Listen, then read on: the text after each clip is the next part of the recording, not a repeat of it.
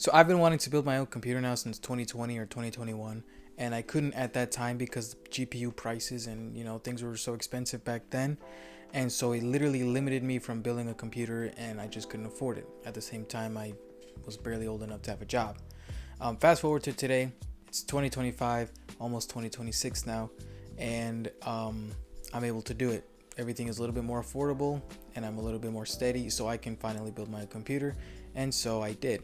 So that's my first computer. It's an all white build, and I'm pretty proud of it actually. It took me a little bit, and I actually got some footage, and we're gonna go through it, and I'm gonna show you what I put in this computer and how it runs.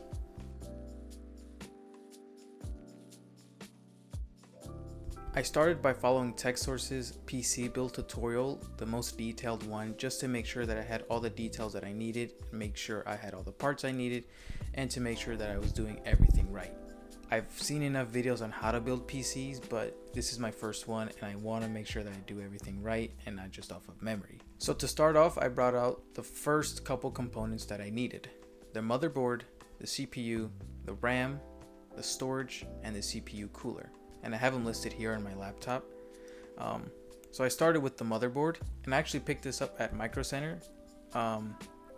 I'm using the Gigabyte B850M Eagle Wi-Fi 6E ICE motherboard for the AM5 socket, and I picked this one at Micro Center. I picked this one up for $164.99 at Micro Center, ran it up to $165. This is a whiteboard that I thought would look great in my build. It'll complement the rest of the PC, and I actually had one that I ordered on Amazon. I was worried that it wasn't going to come in on time, and so I just ended up buying this one at Micro Center and ended up returning the other one, and I'm actually really happy with that decision because it looks a lot better in the PC. For the CPU, I'm using the Ryzen 5 7600X. I got this on Amazon for $177. I originally wanted to go for something a little less. I wanted a Ryzen 5 3600, but that wouldn't come in until Tuesday, and I wanted to build a PC over the weekend because I had time. And so I ended up buying the Ryzen 5 7600X, and that ended up changing the rest of my build. So I had to go with the AM5 board, and I also had to get DDR5 RAM. Nonetheless, I am happy with the decision that I made. It ultimately gave me a better computer, but I did end up spending a little bit more money. The RAM is from Crucial, and I ended up going with the Crucial Pro DDR5 32GB RAM.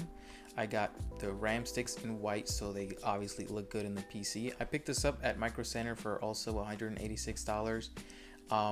I ended up getting DDR4 RAM by mistake as well. I ended up getting some T-Force RGB RAM sticks. When I went to Micro Center, I asked if they had DDR5 RAM, and this was what they gave me, and the lowest capacity that they had in stock was 32GB, so I ended up going with that. So I wanted originally 16. I didn't think I would need that much, but I ended up getting 32GB of RAM. Ran it through PC Part Picker, and I didn't know that the board only took DDR5 RAM until I googled it and then ran it through PC Part Picker, and sure enough, that's when I needed to make the trip to Micro Center. So I had to fix that, but they are some clean looking RAM sticks, I'm not gonna lie. For the storage, I went with the Crucial P310 1TB M.2 SSD. This was $85, and I installed it onto the board under the cover plate that came on the motherboard, and it had some sort of thermal pad on top of it. And I was surprised that the board didn't have any screws for the M.2. It just had these little latches that you just put over the board, and it just holds it in place. I also didn't find any screws in the motherboard box. I was looking for them, and that's when I found out that it was just a little spring-loaded mechanism thing.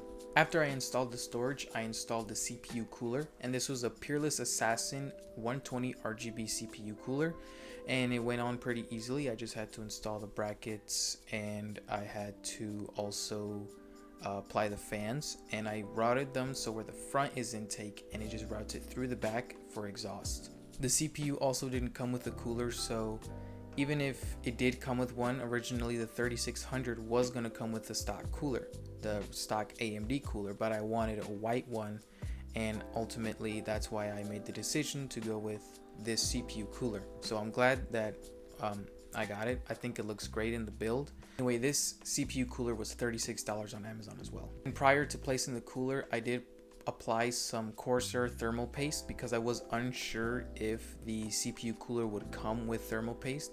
So I spent another $14.99 on that, and I tried to put it in an X pattern, but I messed up a little bit, so it was a little wonky, but it was still applied, and I think it got good coverage anyways. It was at this point where after I assembled everything that needed to go on their motherboard, I decided to test the PC before I put it in the case. So this is when I took out my RTX 5060 and I put it on the motherboard all outside the case, and I also took out the power supply. And I actually didn't know you can do this, but you can kind of power on the computer by putting your screwdriver on the 3rd and 4th pin on the motherboard, and it will just power the computer on.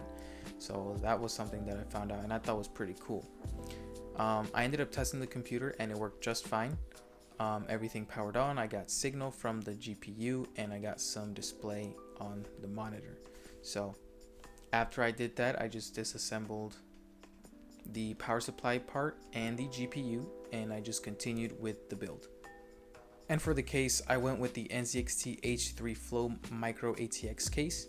I wanted to ensure that I got the most airflow as I possibly could, and so I ended up going with this case. And I also said I wanted a micro ATX form factor just because I like the smaller footprint that it has, and so that's why I made the decision to go with this one, and I think it looks really good. It also only came with one rear fan, so I also bought some 120 fans, also from NZXT. From here, it was pretty straightforward. It was just plug in what needs to go into what. So the CPU, the PCIe, the motherboard, the USBs, all the power front panels. I ended up doing this, and I also got some power supply cables from Asia Horse on Amazon. So these were $16, and they really bump up the look of the PC because it looks clean. They're the white cables that I like, and they got the combs on them, so they're looking clean. They look better than the stock black cables. It's ultimately just a better aesthetic. All that was left to do was just download Windows, so I ended up getting a 32GB USB stick from Micro Center for $4, and I plugged it into my MacBook, and I watched a YouTube video on how to format the drive from MacBook onto the ISO file to go to the USB stick. So then I would just put in the USB stick and Windows would function properly. So now that I know that the PC works and runs Windows, I decided to download some Fortnite, Warzone, Forza, and Minecraft, and I wanted to test out some games, get some FPS and some footage.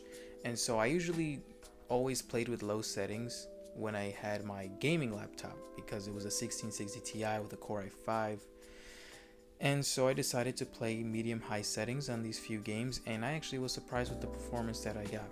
I'm very happy with the performance that I got. Fortnite ran smoothly, Warzone ran smoothly, Minecraft obviously ran smoothly. You can't really get too demanding from Minecraft, but overall these games ran very smooth, and I'm very happy with how it turned out. Building PCs is something that I would like to do more in the future, and just do the more that I can, because I honestly had a very fun time building my first computer, and it's something that I enjoy, something that I would look forward to doing more. So if that's something that you guys would also like to see, just give this video some good feedback, and I would appreciate that. And just let me know what you guys want to see more on this channel. I appreciate it.